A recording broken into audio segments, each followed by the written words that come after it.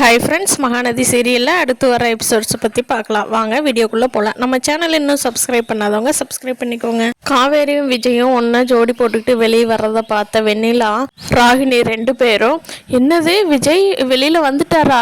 நான் வந்து சொன்னாதானே வெளியில் வருவார்னு சொன்னாங்க. என்னங்க மாமா, எப்படி வெளியே விட்டாங்க நான் வர்றதுக்குள்ளே அப்படின்னு சொல்லி வெண்ணிலா வேகமாக அவங்க மாமாட்ட கேட்குறாங்க.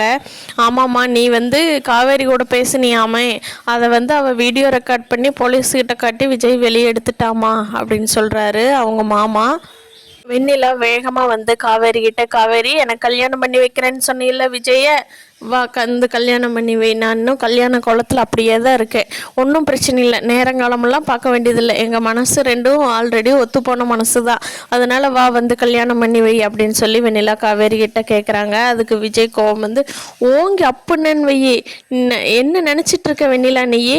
நான் என் பொண்டாட்டி காவேரி தான் எத்தனை தடவை சொல்லிட்டு இருக்கேன். நீ என்ன நினச்சிட்ருக்க?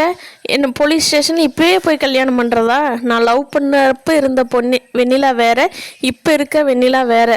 சுத்தமாக எனக்கு உன்னை பார்த்தாவே இரிட்டேட் ஆகுது வெண்ணிலா. தயவு செஞ்சு போயிரு. நான் நல்லா பசியோடு இருக்கேன், என் காவேரியோட போய் சாப்பிட போகிறேன். தயவு செஞ்சு போயிரு அப்படிங்கிறாங்க. வெண்ணிலாவுக்கும் கோவம் வந்துடுது.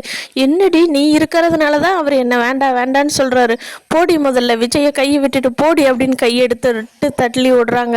காவேரி கீழே போய் விழுந்து மயக்கமாயிடுறாங்க. அதை பார்த்த விஜய், இருடி உன்னை வந்து வச்சுக்கிறேன்ட்டு காவேரியை எடுத்து காரில் வச்சுட்டு ஹாஸ்பிட்டல் போகிறாங்க.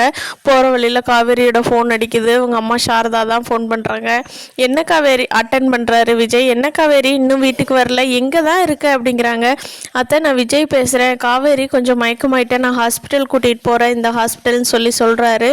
அப்போது காவேரி வீட்டிலேருந்து எல்லோரும் கிளம்பி ஹாஸ்பிட்டல் வந்துடுறாங்க. விஜய் அங்கே போய் சேர்றதுக்குள்ளேயே டாக்டர் செக் பண்ணிவிட்டு, காவேரியே என்னங்க சார், நான் தான் முன்னாடியே சொன்னேன்ல, நம்ம வந்து ப்ரெக்னெண்ட்டாக இருக்கிற பொண்ணு நேரத்துக்கு சாப்பிடணுன்னு, நீங்கள் கரெக்டாகவே சாப்பாடு கொடுக்கறதில்ல பாருங்கள், திருப்பி மயக்கமாயிட்டா. ஒன்றும் பிரச்சனை இல்லை, வயிற்றில் இருக்கிற குழந்தைக்கு எந்த பிரச்சனையும் இல்லை.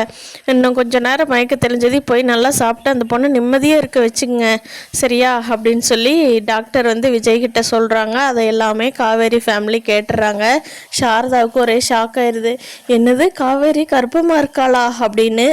என்ன சொல்கிறீங்க தம்பி, இதை ஏன் என்கிட்ட சொல்லவே இல்லை அப்படிங்கிறாங்க.